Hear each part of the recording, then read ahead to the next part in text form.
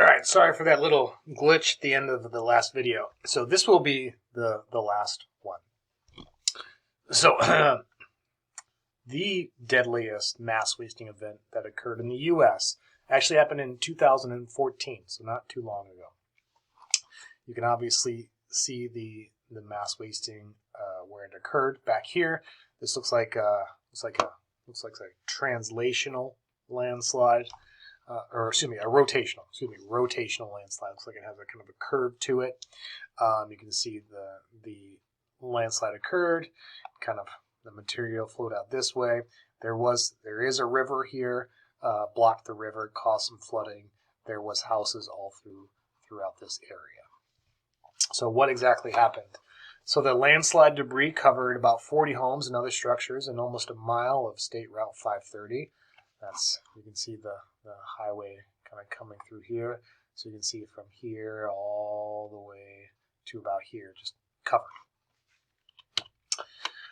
It caused 43 fatalities, so the deadliest in U.S. history. It occurred in an area known to have landslide activity. Go figure. But this time the slide was much larger, traveled much further, and have much greater destructive force than any others previously experienced at the site. Kind of a symptom in a lot of these. Well, we didn't know it was going to be that bad, but you knew there was going to be landslides. Well, yeah, but we didn't know that was going to happen, and we didn't know it was going to be that bad. Just don't live there. The slide, adding insult to injury, also blocked that river, causing floods, so further damage to other homes that weren't covered by the landslide. Now, the reason this occurred in Washington is that precipitation in the area during February and March of 2014, leading up to this, was 150 to 200% of average, so twice as much rainfall as they usually get, and that likely contributed to the landslide initiation and mobility.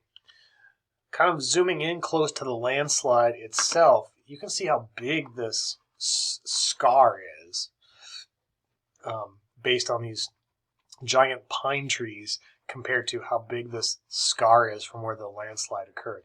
And if you look at this material, it's very loose, sandy material. This is not stable, high-quality stuff, at least in this slope, in this hill here. So, you add some moisture, probably a lot of weight from the overlying trees, cause this stuff to just slide. So as far in summary, landslides, mass wasting events in general in the U.S. can do significant damage. In the U.S., 25 to 50 people are killed each year, and the damage yearly ranges from $2 to $4 billion. However, these excuse me. These costs are not currently tracked or measured in a uniform way by any one agency, so that figure is likely to be an underestimate. There's no part of the government that specifically focuses on this. Mass wasting damages homes, roads, utilities, blocks streams, causes flooding, people die. Go figure. This happens in large scale and it also happens in small scale. Another one that popped up on the news not too long ago, a few years back, Encinitas, California. This was right at the beach. You can see surfboards and boogie boards and chairs. So there was some people on the beach right up against this cliff. It had looks like a rock fall happen, just right on top. 3 people dead. Good times. So, are there any benefits of mass wasting? You betcha.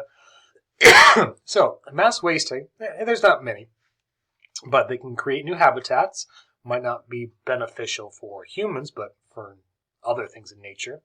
They can increase plant and animal diversity, and they can also expose mineral resources, which could be beneficial for humans. So in this area that had a couple of mass wasting events, looks like this mass wasting event blocked this stream to create these pools, so creating new habitats, increasing biodiversity. And I can't tell from this picture alone, but you can imagine it as an example. If this material sloughed off of this cliff face, maybe it exposed some valuable minerals that were kind of embedded in the mountain here. Who knows?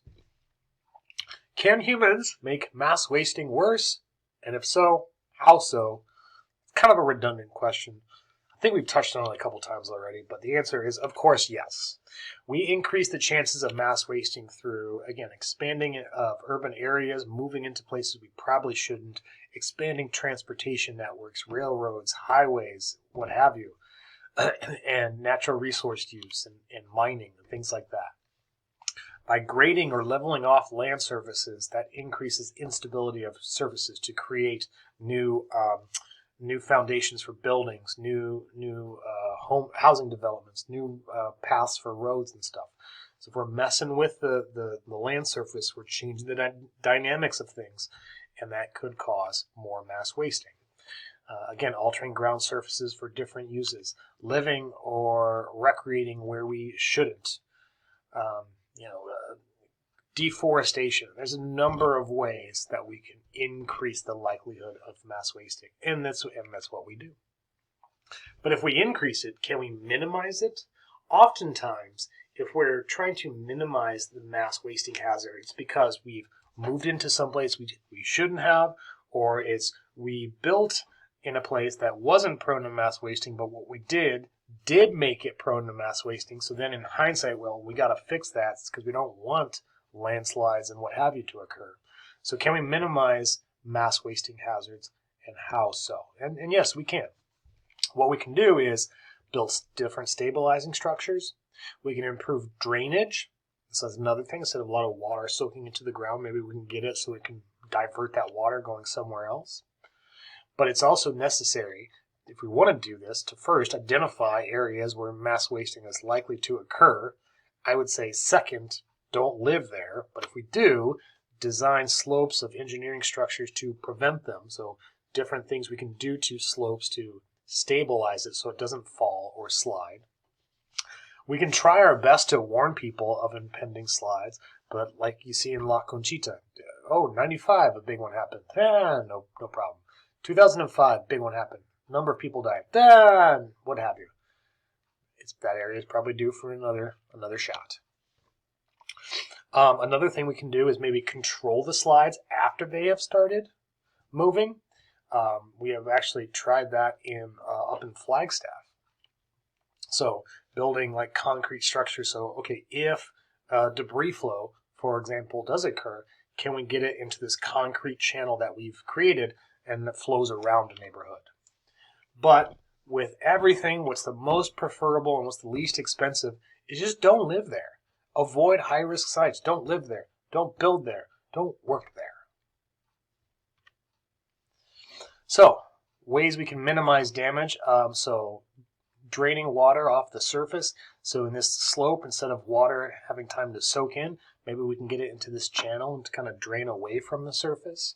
Or if there is some risky slopes, we can apply cement and other things, other new materials to the face of it to harden it, to help to hold it back. Ultimately, over time, it will probably crumble, but in the short term, things like this can work. Another thing to do is create benches. So instead of just this big steep slope right next to this highway, which could cause a landslide, creating these benches kind of gives, a little bit of more structure and support to it. You take some of the material away, but you also create these benches. Big, large retaining walls that hold back earth. You might see these on the sides of highways, especially in hilly mountainous areas. And another one that you might see, and this is very common, in fact, on the I-17 as you're driving up to Flagstaff, if you ever driving right next to a cliff, look at the cliff, look closely, if you're the passenger, not the driver. Look closely at the cliff face, and you might see this like metal mesh netting right up on the side of the mountain face there. That's also attempting to hold back any material so it doesn't just kind of fall. Now, if it happened in a large scale mass wasting event, that's not going to be helpful. But this is great for little rock falls and things like that really keeps some of those things at bay that could hit your car, crush your car, cause quite an accident. So there's a number of things we do to make things worse. But there is a number of things that we can do, even on a small scale, to try and help with mass wasting. Before we get out of here, let me give you another part of the super secret code. It is the number 8. You got me? The number 8. So with that being said, my friends, let's bring it to the end. We'll kind of discuss more of this material in class. As mentioned, the assignment you will have will be focused on the Oso landslide. Maybe not all of it, but a good portion of it. So you'll go a little bit more in depth with that. And other than that, I got nothing more to say. So until next time, I will see you.